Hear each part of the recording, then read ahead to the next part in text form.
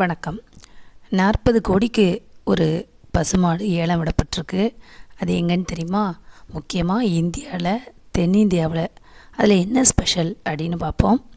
பொதுவாக கால்நடைகளை ஏலம் விடுறது உலகம் முழுவதும் பல நூற்றாண்டுகளாக நடந்துட்டு தான் இருக்குது. ஒவ்வொரு ஆண்டும் ஏதாவது ஒரு ஏலம் ரொம்ப சிறப்பாக, அதிசயமாக எல்லாரையும் திரும்பி பார்க்க வைக்கும்.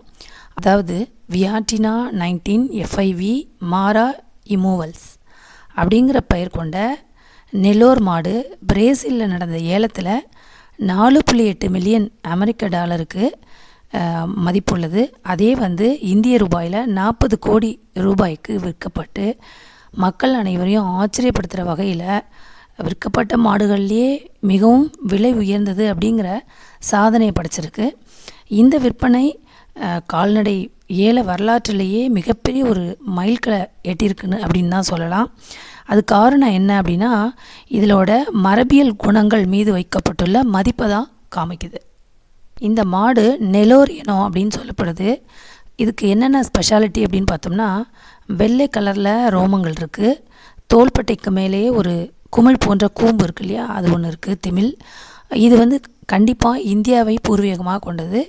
இந்த பிரேசிலில் முக்கியமான இனங்களில் ஒன்றாகவும் இது இப்போ மாறி இருக்குது. இந்த கால்நடைகளில் இதோட ஆரம்பம் எது அப்படின்னா, ஆந்திர பிரதேசத்தில் உள்ள நெல்லூர் மாவட்டத்தோட பெயரால் தான் இது அழைக்கப்படுது. அதாவது போஸ் இண்டிகஸ் அப்படிங்கிற அறிவியல் ரீதியாக அறியப்படக்கூடிய ஒரு இனம் இந்தியாவின் ஓங்கோல் கால்நடைகளின் வம்சாவளியிலேருந்து இது வந்திருக்கு.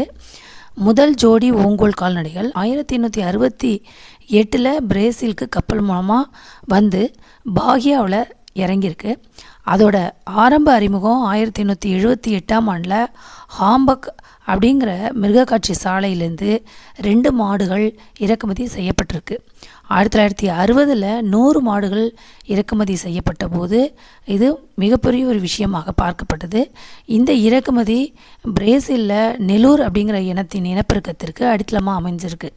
இந்த இனம் வெப்பநிலை, அதாவது வளர்சிதை மாற்றம், ஒட்டுண்ணி நோய் தொற்றுக்கு இந்த மாடை பொறுத்த வரைக்கும் நோய் தொற்று எதிர்ப்புகள் இருந்திருக்கு, எதிர்ப்பு சக்தி அதிகமாகவும் இருந்திருக்கு. அதனால் நோய் தொற்றுகள் வராதனால வளர்க்குறவங்களுக்கு ரொம்ப ஈஸியாக இருக்குது.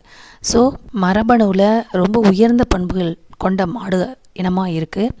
பிரேசிலோட சாவோலா, பிரேசிலில் உள்ள சாவோ பாலோவில் அந்த ஏலம் நடந்திருக்கு.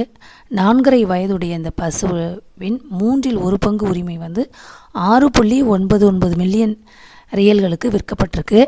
1.44 மில்லியன் அமெரிக்க டாலருக்கு சமமாக இருக்கும். இந்த விற்பனை மொத்த மதிப்பை 4.3 மில்லியன் அமெரிக்க டாலர்களாக உயர்த்தியிருக்கு. இந்த ஏலம் முந்தைய ஆண்டு அதனுடைய பாதி உரிமை தொகையை, அதாவது 800,000 அமெரிக்க டாலர்களுக்கு விற்கப்பட்ட சாதனையை முறியடிச்சிருக்கு. பொதுவாக கால்நடை வளர்ப்பில் மரபியலுக்கு ரொம்ப முக்கியத்துவம் இருக்குது. ஏன்னா அப்போ தான் அதனுடைய பண்புகளால் அது சிறப்பு பெறுது. மரபியல் ரொம்ப ரொம்ப இம்பார்ட்டண்ட்டாக எடுத்துக்கொள்ளப்படுது. இதை யார் வளர்க்குறாங்க அப்படின்னா, காசா பிரான்கோ, அக்ரோ பாஸ்டோரிஸ், அக்ரோ பிகுவாரியா, நபேமோ, நெல்லோர் ஹச்ஆர்ஓ ஆகியோருக்கு சொந்தமானது. இந்த பசுவை வளர்த்தவங்க ரொம்பவும் சந்தோஷப்படுறாங்க. நல்ல ஒரு மரபியல் பண்புகளோடு உள்ள கால்நடை நாங்கள் வளர்க்குறோம் அப்படின்னு பெருமை கொள்கிறோம், சாதனை புரிஞ்சிருக்கு அப்படின்னு சந்தோஷப்படுறாங்க. கால்நடை வளர்க்குறவங்க இதை பற்றின விஷயங்களை கமெண்டில் சொல்லுங்கள். நன்றி.